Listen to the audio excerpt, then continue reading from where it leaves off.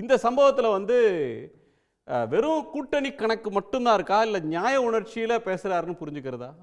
இல்லை நியாய உணர்ச்சியிலெல்லாம் பேசலை, முழுக்க முழுக்க கூட்டணி கணக்கில் தான் பேசுகிறாரு. ஏன்னா தோழர் ரமேஷ் பேசும்போது சொன்ன மாதிரி மீடியா வந்து இதை எதுலேயும் சப்ரஸ் பண்ணல. 3 பாயிண்ட் அவர் சொல்லி 2 பாயிண்ட்ஸை மட்டும் மீடியா ஹைலைட் பண்ணலாம் இல்லை. ஏன்னா இது லைவ் நேரலையின் காலம். எல்லா எடப்பாடி பழனிசாமியினுடைய இன்டர்வியூவும் எல்லா மீடியாவும் லைவில் போகுது. லைவில் போனதை பார்த்து தான் அதுக்கப்புறம் யூடியூப்பில் அது அந்த லைவ் போர்ஷன் அப்படியே இருக்குது. யாரும் எதுலேயும் கை வைக்கல. எந்த இடத்துலையும் தவேகாவினுடைய தலைவருடைய பொறுப்பு பற்றி அவங்க பேசுனது இல்லை.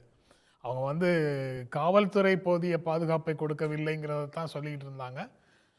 அதுக்கப்புறம் கூட்டணிக்கான அழைப்புகளை கொடுத்துட்டு இருந்தாங்க, மகிழ்ச்சியை வெளிப்படுத்திட்டு இருந்தாங்க. கடைசியில் இப்போ தான் அவர் வந்து சிஎம் வேட்பாளர் விஜய் தான், அதில் நாங்கள் எந்த சமரசம் செய்ய போவது இல்லை, தனியாகத்தான் போட்டியிடுறோம், கூட்டணியோட போட்டியிடலை போன்ற பல்வேறு விஷயங்களை தவேகா கிளியர் பண்ணதுக்கு அப்புறம் இப்போ தான் தவேகா மேலே கோபம் திரும்பி இருக்கிறது. அவங்களுக்கு ரியாக்ஷன் வந்திருக்குது. அதுவும் இப்போ கடைசியாக அந்த செயல் வீரர்கள் கூட்டத்தில் ஆளும் கட்சியையும் ஆண்ட கட்சியையும் ஊழல்வாத அடிமை கட்சின்னு அதிமுகவை குறிப்பிட்ட மாதிரியும் அவர் பேசியதற்கு பிறகுதான் அதிமுக சைடில் இருந்து கடுமையான எதிர்வினை வருது. அது முழுக்க முழுக்க அரசியல் கணக்குகளுக்காக, அரசியல் ஆதாயத்திற்காக, வாக்குகளை தங்கள் பக்கம் ஈர்ப்பதற்கான ஒரு முயற்சி அப்படின்னு தான் நான் அதை நினைக்கிறேன். ஏன்னா இல்லை, இது ஒரு பிகினிங் இல்லையா? இப்போ வந்து நீங்கள் இதுவரையிலும் 2 விஷயம் நடந்தது. சோஷியல் மீடியாவில் ஒரு கடுமையான விமர்சனம், திமுக ஆதரவாளர்கள், குறிப்பாக கரூர் சம்பவத்துக்கு பிறகு கம்யூனிஸ்டுகளும் விஜய் மீதான விமர்சனத்தை காட்ட வச்சாங்க, திருமாவளவன் அவர்கள் முன் வச்சாங்க. இதெல்லாம் ஒரு பக்கம் நடந்துக்கிட்டு இருந்தது. இன்னொரு பக்கத்தில் விஜய் பற்றி எதுவுமே பேச வேணாம், அவர் ஒரு பொட்டென்ஷியல் அலை, அவரை விமர்சனம் பண்ண வேணான்னு சொல்லி ஒரு இன்ஸ்ட்ரக்ஷன் சொல்லப்பட்டிருந்தது. பலர் அறிவுரையாக சொல்லிட்டு இருந்தாங்க, நீங்கள் தனித்து என்ன சார் பண்ண போகிறீங்க, பவன் கல்யாண் மாதிரி டெப்டி சிஎம் ஆகிடுங்க, நீங்கள் கூட்டணி சேர்ந்தால் தான் உங்களுக்கு விழுற ஓட்டுக்கு இது, இல்லைன்னா உங்களை நீங்கள் நிற்க மாட்டீங்க, நிலைக்க முடியாதுன்னா அறிவுரைகள் வழங்கப்பட்டுச்சு.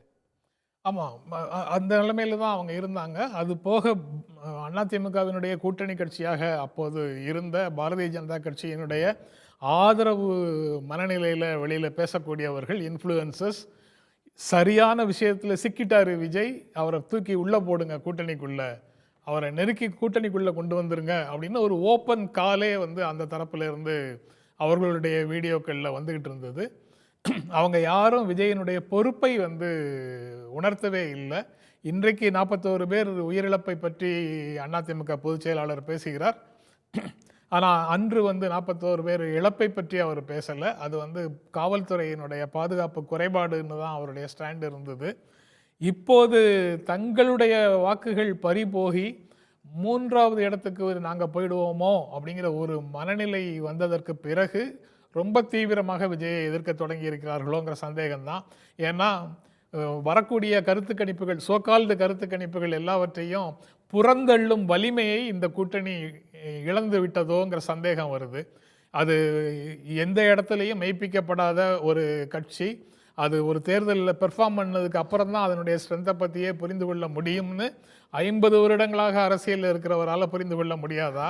மீடியா வலிமையோடு பரப்பப்படும் பல்வேறு செய்திகளை கண்டு கலங்க வேண்டிய கட்டாயம் அவருக்கு ஏதாவது இருக்கா என்னன்னு தெரியல.